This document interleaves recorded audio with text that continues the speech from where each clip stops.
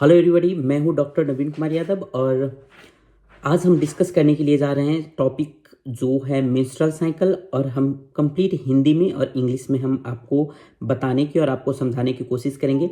और ये video useful होने वाले उन स्टूडेंट के लिए जो अभी एमबीबीएस फॉरेन में आप किसी भी कंट्री में आप पढ़ रहे हैं, पढ़ाई कर रहे हैं, आप 3rd year 4th year 5th year के अगर आप मेडिकल स्टूडेंट हैं और अगर आप ऑब्स्टेट्रिक्स एंड गायनेकोलॉजी अगर आप ठीक से यूनिवर्सिटी में नहीं पढ़ पाए हैं तो ये वीडियो आपके लिए बहुत ज़्यादा यूज़फुल होने वाली है। ठीक है, और इस वीडियो को स्पॉन्सर किया है डॉकवर्सिटी ने।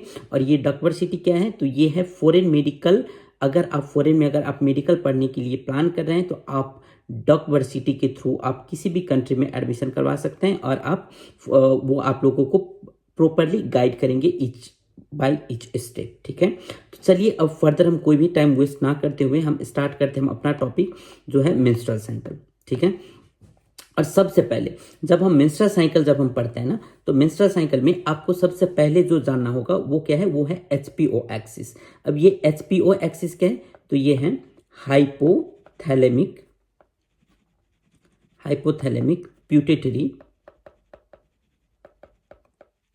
प्यूटेटरी ओवेरियन एक्सिस। ठीक है, और इस इंटायर लेक्चर में हम एचपीओ एक्सिस जब हम बोलेंगे तो आपको कंफ्यूज नहीं होना है, आपको समझना है हाइपोथैलेमिक प्यूटेटरी ओवेरियन एक्सिस। और इसका एक और टर्म है जिसको हम क्या बोलते हैं, फीमेल रिप्रोडक्टिव एक्सिस भी बोलते हैं। ठीक है, इसको क्या बोलते हैं, फीमेल रिप्रोडक्टिव एक्सिस भी बोलते हैं। ठीक है, और ये एक बहुत ही इंपॉर्टेंट सिस्टम है फीमेल रिप्रोडक्शन का जो हेल्प करता है, जो रेगुलेट करता है हार्मोन प्रोडक्शन में। ठीक है, so it is a system regulates the production of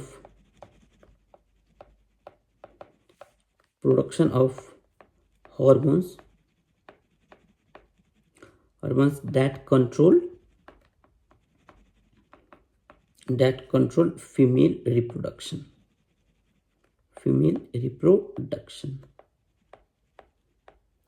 ठीक है, यहां तक आप लोग क्लियर हैं।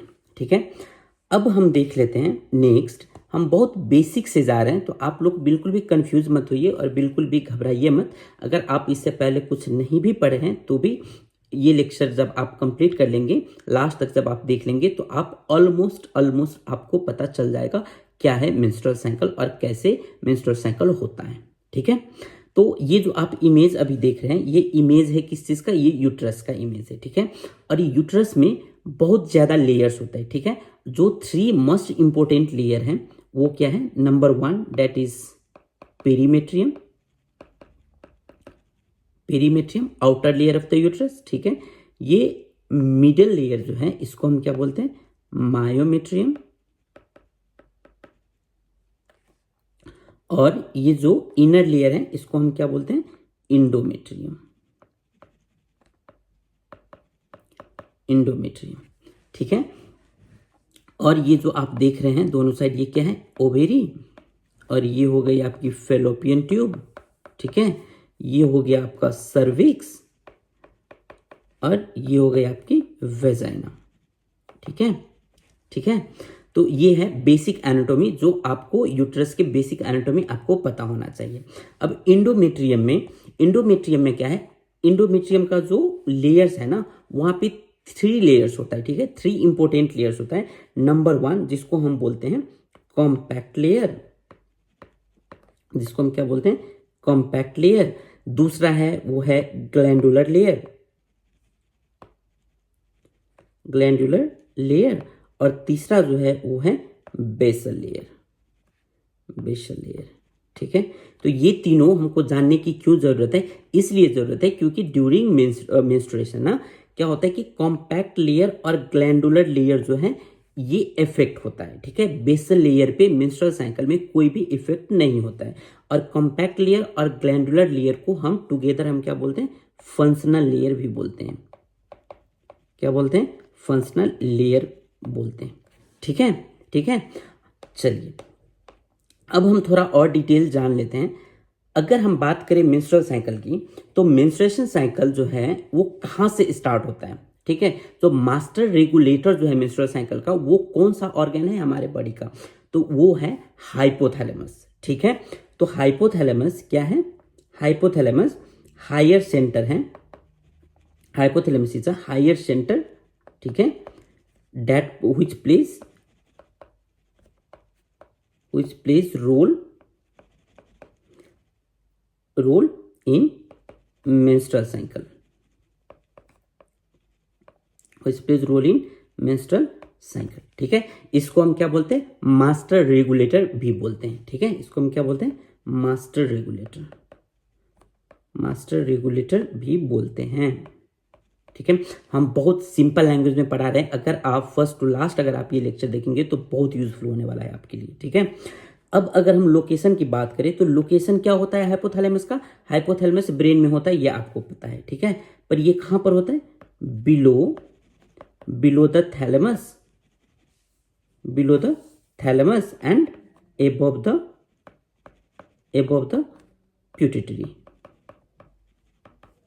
प्यूटिटरी ग्लैंड, ठीक है, ठीक है। अब जैसे कि आप ये इमेज में आप देख सकते हैं, आप ये इमेज में देख सकते हैं, ये जो हमारा एरिया है ना, ये क्या है, प्यूटिटरी है, ठीक है। और ये जो हमारा एरिया है, ये क्या है, ये है हाइपोथैलेमस, ठीक है। चलिए, अब अगर हम वेट की बात करें, अब अगर हम हाइपोथैलेमस की वेट की बात करें, तो कितना वेट होगा हाइपोथैलेमस का, तो हाइपोथैलेमस का वेट जो है वो है अप्रॉक्स 4 ग्राम, ठीक है। और हाइपोथैलेमस का फंक्शन क्या है, ये मोस्ट इंपॉर्टेंट है। हाइपोथैलेमस का जो मेन फंक्शन, बहुत हाइपोथैलेमस हमारे बॉडी के बहुत सारे फंक्शंस को कंट्रोल करते हैं, पर यहां पर हम कुछ इंपॉर्टेंट फंक्शंस के बारे में डिस्कस करेंगे। जैसे कि हो गया नंबर 1 वेट कंट्रोल, ठीक है। दूसरा हो गया टेम्परेचर कंट्रोल, तीसरा हो गया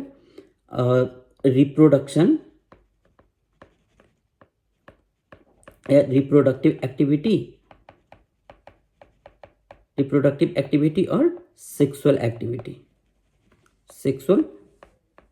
एक्टिविटी। उसके बाद इंडोक्राइन सिस्टम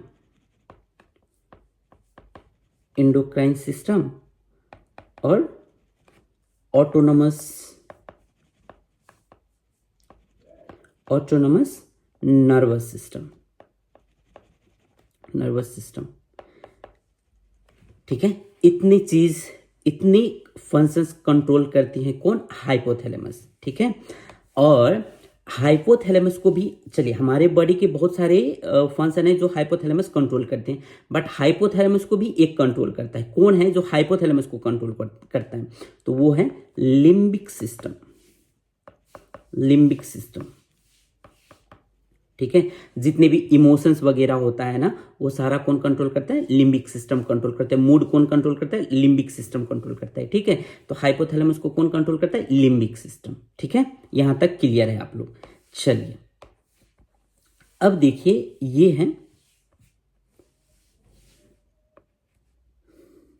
है ब्रेन, ठीक है, ये है ब्रेन। और ब्रेन में ये जो आप रेक्टेंगुलर, आप ये जो मार्किंग देख रहे हैं, यहां पर है हाइपोथैलेमस और प्यूटिटरी, ठीक है। अब ये हाइपोथैलेमस और प्यूटिटरी को हम क्या किए, हम बाहर निकाले। और जब हम बाहर निकाले ना, तो ये स्ट्रक्चर, ऐसा स्ट्रक्चर आपको दिखाई देगा, ठीक है, ठीक है।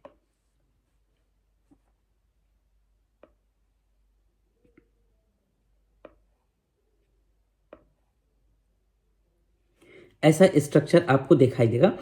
और ये जो ऊपर वाला पोर्शन है, ये क्या है, थैलेमस है। और नीचे वाला ये क्या है, ये प्यूटिटरी है, ठीक है। ये टेस्टिस जैसा दिखता है, पर ये टेस्टिस नहीं है। तो please guys don't be confuse, okay, कि ब्रेन में टेस्टिस कहां से आ गया, इट इज अ प्यूटिटरी, ठीक है। चलिए, अब हम क्या देख लेते हैं, हाइपोथैलेमस में 2 न्यूक्लियस होता है, ठीक है। There are 2 nucleus in hypothalamus which plays important role in menstrual cycle. एक तो होता है आर्कुएट न्यूक्लियस, जैसे कि आप देख रहे हैं ना, this one is the arcuate nucleus, और ये क्या है, ये है प्री ऑप्टिक न्यूक्लियस।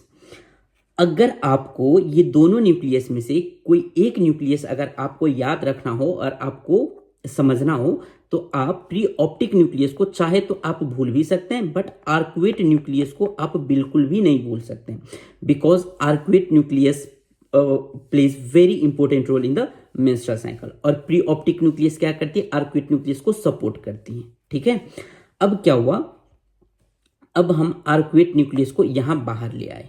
ठीक है, बाहर ले आए। अब न्यूक्लियस क्या होता है, in nucleus we have different cell bodies, we have many cell bodies, right.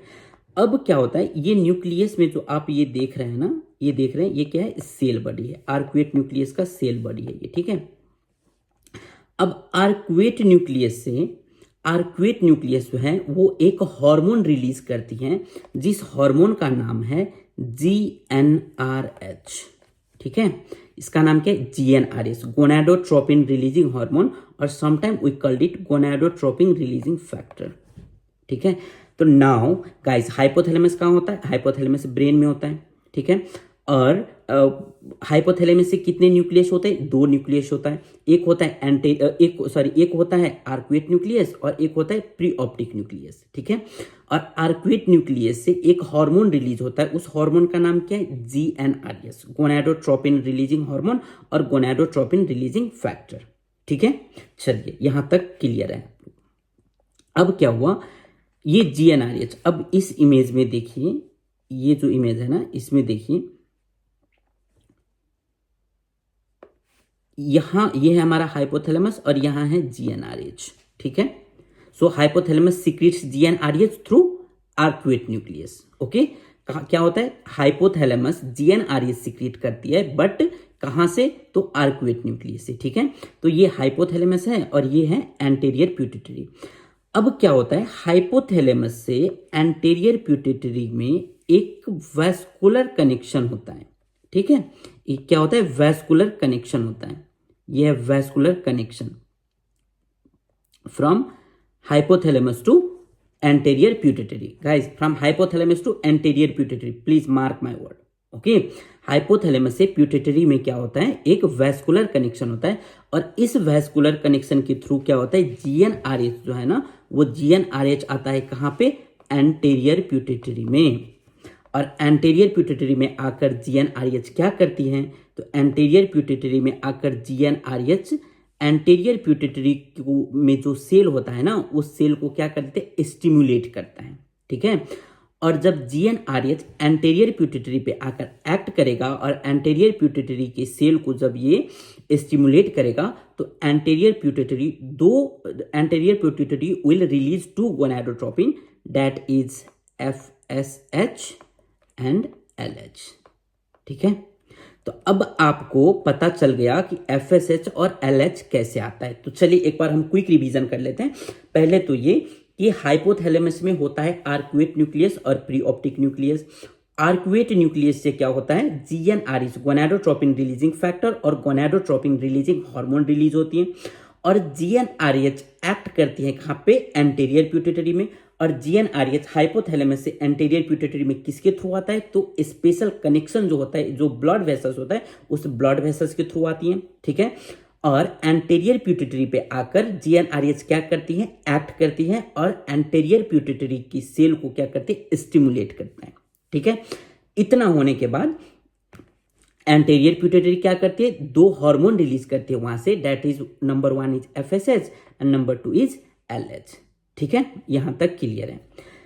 चलिए अब आप इसमें भी चाहे तो देख सकते हैं, हम यहां पर लिखे in arcuate nucleus there are special types of neuron which are releasing special chemical substance called gonadotropin releasing hormone. ठीक है, चलिए अब हम मेंस्ट्रुअल साइकिल में कुछ हार्मोन्स के बारे में हम डिस्कस करेंगे, जैसे कि नंबर 1 GnRH जो हम ऑलरेडी डिस्कस कर लिए हैं, उसके बाद हम FSH के बारे में डिस्कस करेंगे, उसके बाद हम एस्ट्रोजन के बारे में डिस्कस करेंगे, फिर हम इनहिबिन B के बारे में डिस्कस करेंगे, फिर हम LH के बारे में डिस्कस करेंगे, फिर हम प्रोजेस्टेरोन के बारे में डिस्कस करेंगे, और फिर हम इनहिबिन A के बारे में डिस्कस करेंगे। ठीक है, तो ये हार्मोन्स हैं जो क्या करती हैं, मेंस्ट्रुअल साइकिल में बहुत इंपॉर्टेंट रोल प्ले करती हैं। ठीक है, चलिए अब ये एक बहुत इंपॉर्टेंट टॉपिक है गाइस, ये एक बहुत इंपॉर्टेंट टॉपिक है और बहुत ज़्यादा स्टूडेंट सब कंफ्यूज हो जाता है कि इस्ट्रोजन जो है, ये इस्ट्रोजन LH को कौन सा फीडबैक देता है और FS को कौन सा फीडबैक देता है। ठीक है, इस पे बहुत ज़्यादा कंफ्यूजन होता है, पर इस पे कंफ्यूज होने वाली कोई बात नहीं। चलिए हम 1 मिनट में हम ये क्लियर कर लेते हैं। इस्ट्रोजन क्या करती है ना, इस्ट्रोजन कभी भी FSH को पॉजिटिव फीडबैक नहीं देती है। So estrogen always give negative feedback to FSH।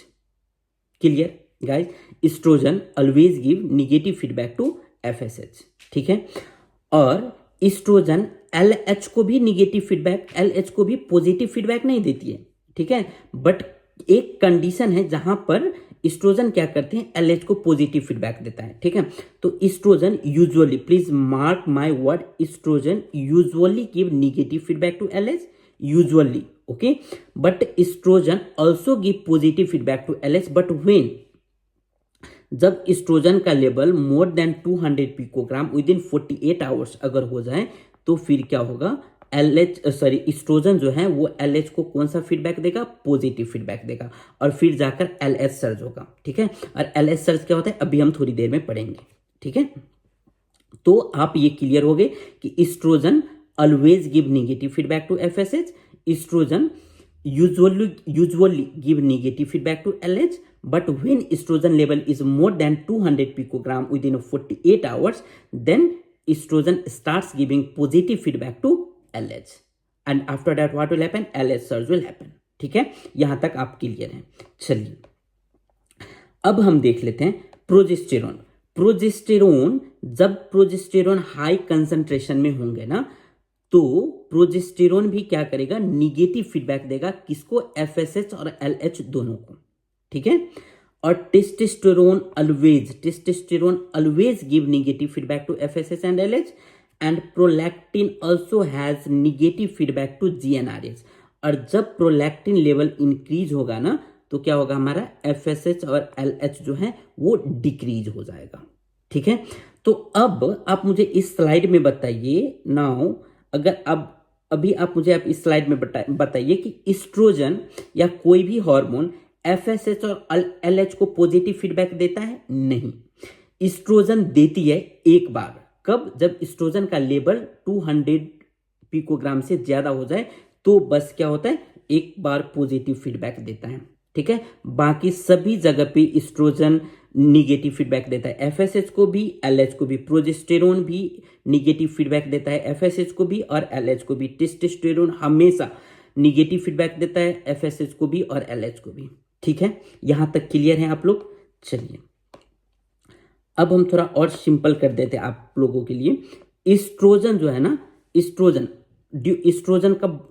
बहुत ज्यादा इस्ट्रोजन का जो फंक्शन है वो बहुत ज्यादा है, बट मेंस्ट्रुअल साइकिल के केस में इस्ट्रोजन का जो 3 इंपॉर्टेंट फंक्शन है जो आप लोगों को पता होना चाहिए, दैट इस्ट्रोजन क्या करते हैं, निगेटिव फीडबैक देती है, किसको, FSH को, that we already studied. Estrogen क्या करते हैं, पॉजिटिव फीडबैक देती है LH को, बट कब, when estrogen level is more than 200 picogram.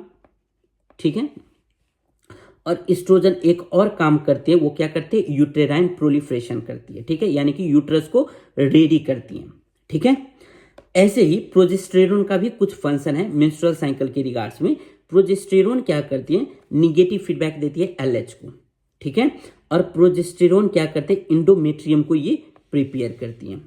ठीक है, प्रोजेस्टेरोन क्या करते हैं, निगेटिव फीडबैक देती है LH को, और प्रोजेस्टेरोन क्या करते हैं, प्रिपरेशन करते हैं, किसको, इंडोमेट्रियम को प्रिपेयर करता है। ठीक है, क्यों प्रिपेयर करता है, ताकि इस बार ओव्यूलेशन होगा, ओव्यूलेशन होकर फर्टिलाइजेशन होगा, और फर्टिलाइजेशन होकर बेबी प्रोडक्ट ऑफ कंसेप्टस यूटरस में आएंगे। ठीक है, ये सोचकर इस्ट्रोजन और प्रोजेस्टेरोन दोनों यूटरस को रेडी करने में लग जाता है।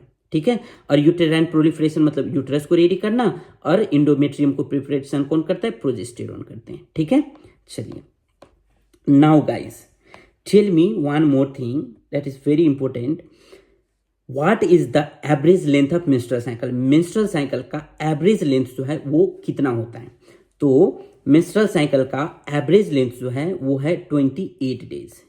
ठीक है, ये आप लोगों को पता होगा। और normal duration of menstrual cycle क्या होता है फिर?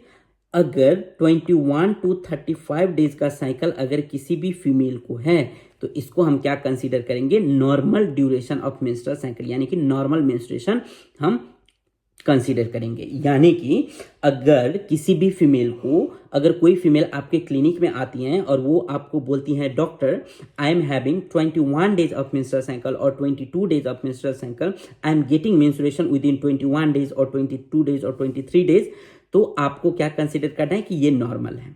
बट अगर कोई पेशेंट आकर आपको बोली कि डॉक्टर मुझे 20 डेज में मेंस्ट्रुएशन आ जाती है, यानी कि 20 डेज का साइकिल है बस, तो उस कंडीशन में आपको क्या करना होगा कि ये एबनॉर्मल है। ठीक है, ऐसे ही अगर कोई फीमेल आकर आपको बोलती है doctor I am having menstrual cycle of 34 days और 32 डेज और 35 डेज, तो आपको कंसीडर करना है कि ये नॉर्मल है। ठीक है, बट कोई भी पेशेंट अगर आपको बोले कि doctor I am having menstrual cycle of 36 days और 37 डेज और 38 डेज, तो आपको कंसीडर करना है कि ये कोई पैथोलॉजिकल कंडीशन है, कोई प्रॉब्लम है।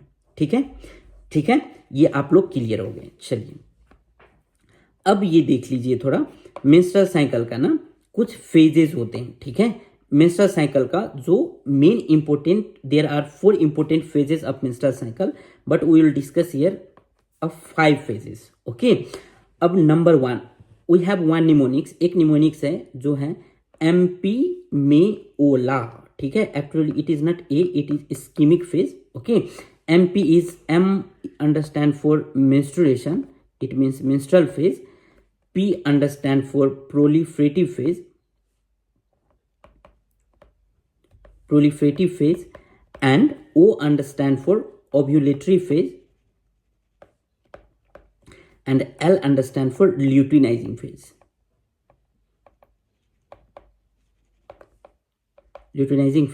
And I understand for ischemic phase, actually ischemic phase. और प्रोलिफरेटिव फेज का एक और नाम है जिसको हम क्या बोलते हैं? फोलिकुलर फेज भी हम इसको बोलते हैं। ठीक है, फोलिकुलर फेज भी हम बोलते हैं। ठीक है, तो मेंस्ट्रुअल साइकिल में कितना फेज हो गया? 4 फेज हो गया, जो मस्ट इंपोर्टेंट है, बट यहाँ पर हम 5 फेजेस के बारे में हम डिस्कस करेंगे। ठीक है, तो अब आप यहाँ पर देख लीजिए इस इमेज में, यहाँ पे क्या है? डे 1 टू डे 5 तक का, ठीक है, डे 1 टू डे 5 तक का जो पीरियड होगा उसको हम क्या बोलेंगे? मेंस्ट्रुअल फेज बोलेंगे या मेंस्ट्रुअल पीरियड बोलेंगे। ठीक है, डे 6 से लेकर, ठीक है, डे 6 से लेकर डे 14 तक को हम क्या बोलेंगे? डे 6 टू डे 14 तक को हम बोलेंगे फोलिकुलर फेज या प्रोलिफरेटिव फेज। ठीक है, और डे 15 से लेकर डे 19 तक को हम क्या बोलेंगे? ओव्यूलेटरी फेज, और डे 20 से लेकर डे 28 तक को हम क्या बोलेंगे? That is luteinising phase. ठीक है, ल्यूटिनाइजिंग फेज। ठीक है, चलिए ये आपको क्लियर हो गया। अब मुझे एक और चीज बताइए, आप लोग, आप सब को पता होगा, I guess, I hope you guys know that, ovulation कब होता है? ओव्यूलेशन होता है, अभी हमने यहां पर जाना कि ovulatory phase is day 15 to day 19, right? But when ovulation occurs? Ovulation occurs on the 14th day of the menstrual period. ठीक है, जब मेंस्ट्रुअल पीरियड का 14 डेज है तो उस टाइम पर जाकर क्या होगा? ओव्यूलेशन होगा। ठीक है, अब ये जो आप इमेज देख रहे हैं, ये इमेज है ओवेरी का। ठीक है, ये इमेज किस चीज का है? ओवेरी का है। Okay guys, very simple question. First tell me what is the normal size of ovary? Normal size of ovary, ovary का नॉर्मल साइज क्या होता है? और ये आपको काम आएगा किस टाइम पे? जब हम पीसीओडी पढ़ेंगे वहां पर काम आएगा। ठीक है, और वैसे भी आपको एज ए मेडिकल स्टूडेंट आपको पता होना चाहिए कि what is the normal size of ovary. Okay, so the normal length of female ovary is 3.5 centimeter, and the width is 2 centimeter, and the thickness of normal ovary is 1 centimeter. ठीक है, ठीक है, चलो अब देखिए, ओवेरी में क्या होता है कि ओवेरी में बहुत सारा फोलिकल्स होता है। ठीक है, here we have different types of follicle. The initial stage of follicle is called primordial follicle. जो स्टार्टिंग follicles होता है ना, जो छोटा छोटा follicles होता है, जो menstrual phase में जब स्टार्ट होता है बनना, तो उसको हम क्या बोलते हैं? primordial follicle बोलते हैं. और primordial follicle से कन्वर्ट होता है प्राइमरी follicle में, प्राइमरी follicle से कन्वर्ट होता है सेकेंडरी follicle में, सेकेंडरी follicle से कन्वर्ट होता है एंट्रल follicle में, और एंट्रल follicle से कन्वर्ट होता है ग्राफिन follicle में और मैच्योर्ड follicle में. ठीक है, ग्राफिन follicle और मैच्योर्ड follicle. ठीक है, तो how many phases are here, how many phases, कितने फेजेस है यहाँ फोलिकल्स का? तो एक है प्रीमोडियल फोलिकल, दूसरा हो गया प्राइमरी फोलिकल, फिर हो गई सेकेंडरी फोलिकल, फिर हो गया एंट्रल फोलिकल, और फिर हो गया ग्राफिन फोलिकल. ठीक है, चलिए. और आपको एक चीज पता है, जब कोई भी फीमेल वो अपनी माँ के यूटरस में ही होती है, ठीक है, उसी टाइम से फोलिकल बनना स्टार्ट हो जाता है फीमेल बॉडी में. ठीक है, यानी कि कोई भी फीमेल अगर इंट्रा यूटेराइन लाइफ में है, यानी कि वो अपने माँ के यूटरस में है, तो ही उनके बॉडी में क्या हो जाता है, उनके ओवरी में क्या हो जाता है, फोलिकल बनना स्टार्ट हो जाता है. ठीक है, तो इंट्रा यूटेराइन लाइफ में कितने फोलिकल्स होते हैं वो फीटस के बॉडी में, कितने फोलिकल्स होते हैं? तो number is 6 to 7 million, 6 to 7 million. ठीक है, but when that fetus will get birth, जब वो बच्ची पैदा हो जाती है, तो उस कंडीशन में वो फोलिकल्स का काउंट जो है, फोलिकल्स का नंबर जो है वो कम होकर कितना हो जाता है, 1 to 2 मिलियन हो जाता है. ठीक है, और जब वो बेबी जो है वो प्यूबर्टी एज में आती है, तो उस कंडीशन में फोलिकल्स का जो काउंट है वो 3 to 5 लाख हो जाता है. देखिए कितने ड्रेस्टिक चेंज हो रहा है ना. इंट्रायूटेराइन लाइफ में कितना है, 6 to 7 मिलियन. एट बर्थ पे जाकर हो गया 1 to 2 मिलियन, और प्यूबर्टी एज में जाकर कितना हो गया, 3 to 5 लाख. ठीक है, बट एंटायर लाइफ स्पैन वो फीमेल जो है वो कितना ओव्यूलेशन कर सकती है, कितना फोलिकल वो ओव्यूलेट कर सकती है? तो 400 to 500 फोलिकल्स. ठीक है, ओव्यूलेशन वो कितना कर सकते हैं, 400 to 500 फोलिकल्स. ठीक है, अब देखिए हमने यहां पर देखा स्टेजेस ऑफ फोलिकल्स. ठीक है, अब हम बात कर लेते हैं थोड़ा ग्राफियन फोलिकल के बारे में. ये है हमारा ग्राफियन फोलिकल. ठीक है, ये है हमारा ग्राफियन फोलिकल, यानी कि फोलिकल्स कंप्लीट तैयार है ओव्यूलेशन के लिए. और इसका हम थोड़ा सा एनाटॉमी हम देख लेते हैं. ग्राफियन फोलिकल और मैच्योर्ड फोलिकल्स का जो आउटर लेयर होता है, आप इस इमेज पे देखिए, ये जो ब्राउन कलर का जो आप ये आउटर लेयर देख रहे हैं ना, इस लेयर का नाम है थीका सेल. क्या है ये? Theca cell. ठीक है, what's the name of the outer layer of the Graafian follicle? That is theca cell. ठीक है, और ये थीका सेल का काम क्या होता है? थीका सेल का काम होता है एंड्रोजन प्रोड्यूस करना. और देयर आर 2 लेयर्स. ये थीका सेल का कितना लेयर होता है? 2 लेयर्स. थीका सेल का 2 लेयर्स होता है. One is theca interna and another is theca externa. ठीक है, और थीका सेल का काम क्या होता है? What's the function of theca cell? To produce androgen. अब भी हम बात कर रहे हैं फीमेल ओवरी की, और एंड्रोजन जो है ये तो मेल हार्मोन है. तो ये कैसे हो रहा है? ये LH के इन्फ्लुएंस में क्या हो रहा है, ये एंड्रोजन बना रही है. कौन? Theca cell. ठीक है, तो थीका सेल एंड्रोजन बना रही है. ठीक है, और ये जो आप ग्रीन कलर की ये आप जितने देख रहे हैं ना, ये सब जो जितने आप ग्रीन कलर की देख रहे हैं, ये क्या है? ये है ग्रैनुलोसा सेल. ये क्या है? Granulosa cell. See here, it is granulosa cell. और ग्रैनुलोसा सेल का काम क्या है? ईस्ट्रोजन बनाना. और जो थीका सेल जो एंड्रोजन बना रही है, इस एंड्रोजन को ईस्ट्रोजन में कन्वर्ट करना. ठीक है, यानी कि ग्रैनुलोसा सेल का काम क्या हो गया? टू कन्वर्ट एंड्रोजन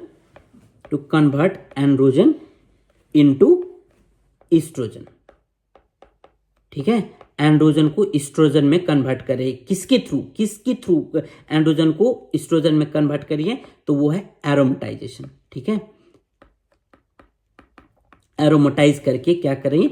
एरोमेटाइज एंजाइम का हेल्प लेकर क्या कर रही है, ग्रेनुलोसा सेल जो है वो एंड्रोजन को ईस्ट्रोजन में कन्वर्ट कर दे रही है। ठीक है, यहां तक क्लियर है आप लोग।